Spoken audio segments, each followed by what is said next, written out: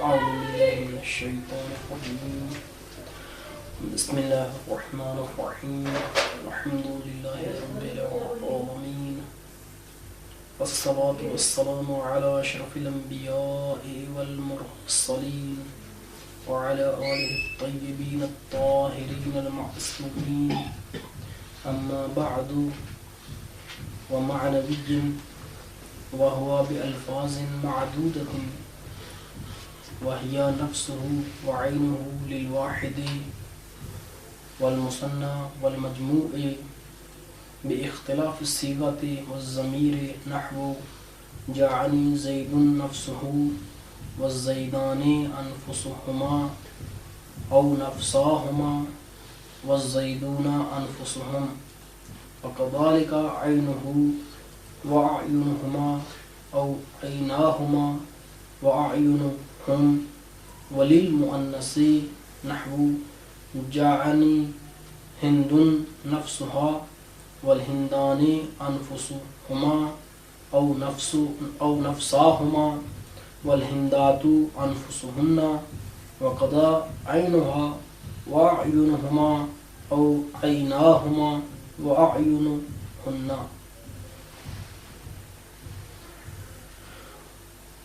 ہم نے بیان کیا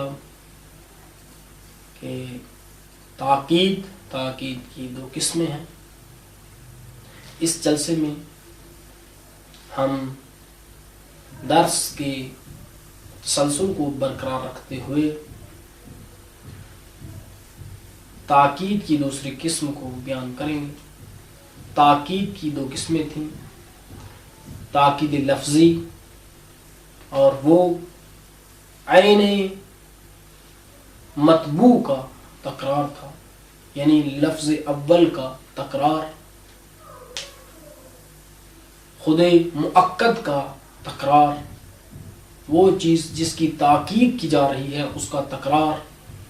یہ تینوں قسموں میں پائی جاتی تھی، یعنی اسم میں بھی تھی، فعل میں بھی تھی، یہاں تک کہ حرف میں بھی یہ تاکید جائز ہے.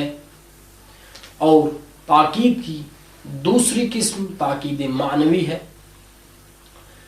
یہ چند الفاظ معدودہ کے ساتھ کی جاتی ہے اور وہ نفسہ اور عینہ ہے. یہ نفسہ اور عینہ مفرد، تثنیہ اور جمع کے لیے استعمال ہوتے ہیں، یعنی مفرد کی بھی تاکید ان سے واقع ہو سکتی ہے، تثنیہ کی بھی تاکید واقع ہو سکتی ہے اور جمع کی بھی تاکید ان سے کی جا سکتی ہے. لیکن فرق صیغے کا اور ضمیر کا فرق واقع ہوگا. ان میں مفرد میں لفظ بھی مفرد رہے گا اور ضمیر بھی مفرد رہے گی. تثنیہ میں صیغہ تثنیہ کا ہوگا اور ضمیر بھی تثنیہ کی، اور جمع میں لفظ بھی جمع ہو جائے گا، عین سے اعین ہو جائے گا اور ضمیر بھی جمع کی لائی جائے گی. تو ان کی مثالیں ہیں. جاءنی زید نفسہ، یہ مفرد مذکر کی، یعنی زید کے جو فاعل ہو رہا ہے، جا فعل کے لیے نون وقایہ ہے یا متکلم ہے، منصوب بنزع الخافض،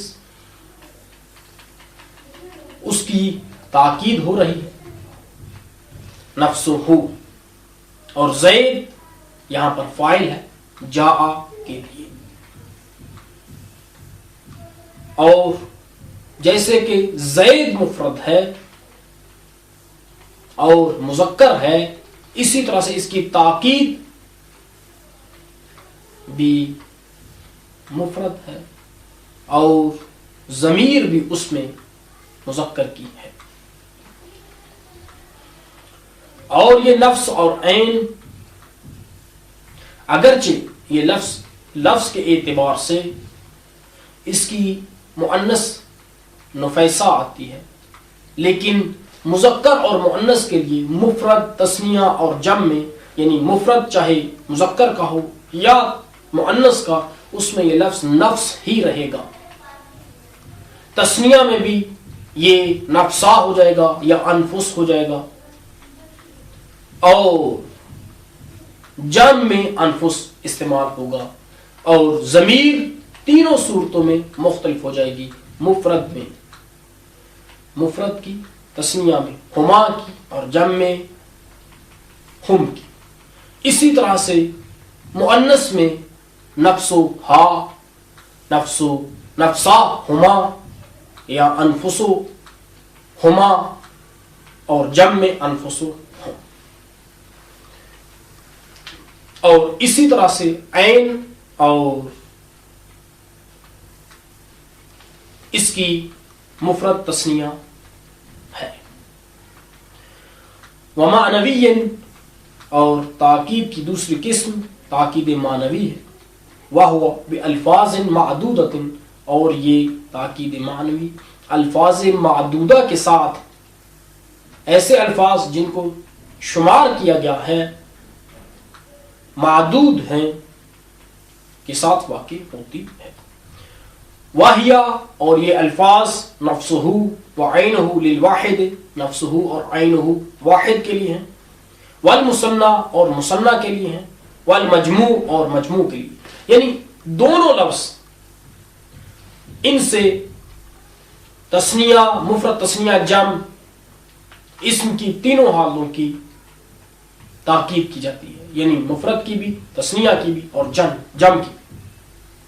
لیکن فرق کیا رہے گا؟ باختلاف الصیغۃ والضمیر، صیغہ اور ضمیر کے اختلاف کے ساتھ۔ نحو جانی زید نفسہ، اس کی مثال جانی زید نفسہ، کہ یہاں پر زید مفرد ہے، اس کی تاکید معنوی نفس کے ساتھ آئی ہے، کہ جو مضاف ہے ضمیر کی طرف، اور وہ ضمیر بھی مفرد کی ضمیر ہے۔ والزیدان انفسہما او نفساہما، ہمارے پاس ایک قاعدہ ہے کہ جب تسنیہ کی طرف اضافت کی جائے تو بہتر یہ ہے کہ تسنیہ اول کو جمع سے تعبیر کیا جائے، اور یہ قاعدہ فصیح لغت میں وارد ہوا، جیسے کہ السارق والسارقۃ فاقطعوا ایدیہما، کہ یہاں پر ایدی قاعدہ کے اعتبار سے یداہما آنا چاہیے، لیکن یہی چونکہ یہاں پر تسنیہ کی اضافت لازم آئے گی تسنیہ کی طرف، تو پہلے تسنیہ کو جمع سے تعبیر کیا گیا ہے، اور مصنف نے بھی اسی چیز کو مد نظر رکھتے ہوئے اس کو اولا قرار دیا ہے کہ جب تسنیہ کی طرف اضافت کی جائے تو ضروری ہے پہلے تسنیہ کو مفرد جمع سے تعبیر کیا جائے، جیسے کہ یہاں پر ہے۔ اور مصنف نے جو اپنی عبارت میں انفس کو تسنیہ کی تاکید میں لانا چاہیے تھا نفسا، لیکن انفس کو لائے ہیں اور اسے مقدم کیا ہے، تو اس سے یہ معلوم ہوتا ہے کہ مصنف کے نزدیک جب تسنیہ کی تاکید لائیں اور اسے ضمیر تسنیہ کی طرف مضاف کریں تو اولا یہ ہے کہ پہلے تسنیہ کو جمع سے تعبیر کیا جائے۔ آیا نفساہما کہنا جائز ہے یا نہیں؟ تو چونکہ مصنف نے او کے بعد نفسا بھی کہہ دیا ہے، اس وجہ سے وہ بھی جائز ہے، لیکن یہاں پر مصنف مردد ہیں، اپنی نظر کو صرف اسی عبارت سے ہم اس اولویت کو سمجھ سکتے ہیں کہ جو مصنف نے عبارت میں ذکر کر دی ہے کہ انفس کو مقدم کیا ہے اور نفسا کو بعد میں، لیکن اپنی نظر کو مصنف نے بیان نہیں کیا کیونکہ او حرف تردید ہے۔ وَالزَّيْدُونَ أَنفُسُهُمْ، آئے میرے پاس زید، انفس زید یعنی خود زید. وَقَذَلِكَ عَيْنُهُ اور اسی طرح سے عینہ ہے. وَأَعْيُنُهُمَا ہے. وَأَوْعَيْنَاهُمَا وَأَعْيُنُهُمْ کہ مصنف نے یہاں پر بھی وہی قاعدے کو اسی قاعدے کو مد نظر رکھا ہے تثنیہ میں کہ دونوں ہی کہہ سکتے ہیں یا یہ کہیں یا یعنی اعینہما کہیں یا عیناہما کہیں. وللمؤنث اور مؤنث کے لیے نحو جاءنی ہند نفسها اور مؤنث کے لیے ہے جاءنی ہند نفسها کہ یہاں پر ہمارے پاس نسخہ میں جاءنی آیا ہے حالانکہ یہ غلط ہے اشتباہی نسخہ ہے ہونا چاہیے تھا جاءتنی ہند نفسها اور صحیح بھی یہی ہے کہ جاءتنی ہند نفسها ہو. یہاں پر نفس وہی لفظ مذکر ہے ظاہری طور پر مذکر آیا ہے نفسا نہیں ہوا. کیوں؟ کیونکہ یہ حقیقت میں ہے ہی لفظ مؤنث کیونکہ اس کی تصغیر میں تا آتی ہے نفیسہ لذا یہ نفس ہی رہے گا مذکر کے لیے بھی اور مؤنث کے لیے بھی. اور چونکہ یہ تاکید واقعہ ہو رہا ہے مؤنث کی تو وہ ضمیر جو اس کے بعد آئی ہے جو اس کے لیے مضاف الیہ واقع ہوئی ہے وہ ہا کی آئی ہے. جاءتنی ہند نفسها والہندان انفسهما یہاں پر بھی وہی قاعدہ جو مذکر میں بیان کر چکے ہیں ہم. او نفساهما والہندات انفسهن وقضا عینها واعینهما او عیناهما واعینهن اور اسی طرح سے عینها اعینهما او عیناهما یا عیناهما او اعینهن ہے. اور دوسرے الفاظ وکلا وکلتا للمؤنث خاصة نحو قام الرجلان کلاهما وقامت المرأتان کلتاهما. یہاں پر مصنف یہ بیان فرماتے ہیں کہ تثنیہ کی تاکید کے لیے بالخصوص جیسے کہ ہم بالعموم نفس اور عین سے بھی تثنیہ کی تاکید کر سکتے ہیں لیکن یہ نفس اور عین تثنیہ کے ساتھ ساتھ مفرد اور جمع کی بھی تاکید کرتے ہیں. تو بالخصوص جو تثنیہ کی تاکید کے لیے کلمات وضع کیے گئے ہیں وہ کلا اور کلتا کہ ان کے ساتھ ان دونوں کے ساتھ نہ تو مفرد کی تاکید واقع ہو سکتی ہے اور نہ جمع کی نہ ہی جمع کی تاکید ان کے ساتھ کی جا سکتی ہے. یعنی جس اسم کی ان کے ساتھ تاکید کی جائے گی ضروری ہے کہ وہ تثنیہ ہو. کلا مذکر کی تاکید کے لیے اور کلتا مؤنث کی تاکید کے لیے. وکلا وکلتا اور کلا اور کلتا للمؤنث للمثنى خاصة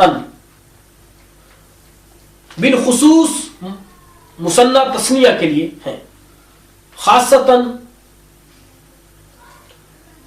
یہاں پر یہ حال بھی واقع ہو سکتا ہے اور مفعول مطلق کی صفت بھی واقع ہو سکتا ہے.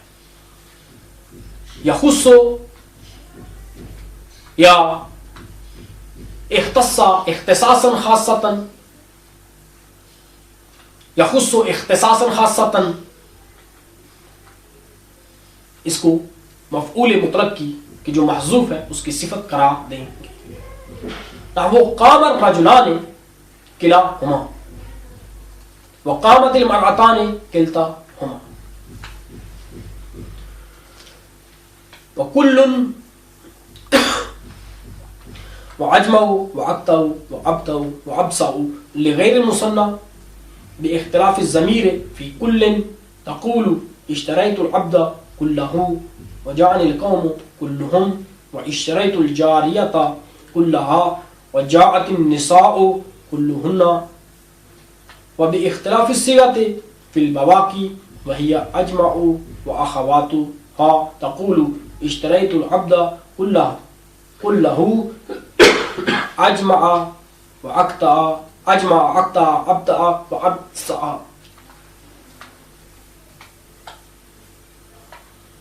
وجعني القوم كلهم أجمعون أقطعون أبدعون أبسعون. اشتريت الجارية كلها جمعاء قطعاء بدعاء بسعاء. وقامت النساء كلهن جماع قطاء بطاء بصاء. کل اجمع اقطع ابتع اور ابسع کے ساتھ غیر تثنیہ کی تاکید کی جاتی ہے، یعنی جو ان کے لیے مؤکد واقعہ نہیں ہوگا، جو ان کے لیے مطبوع نہیں ہوگا، وہ مثنیٰ ہے، لیکن مفرد اور جمع کی تاکید ان کے ساتھ کی جا سکتی ہے.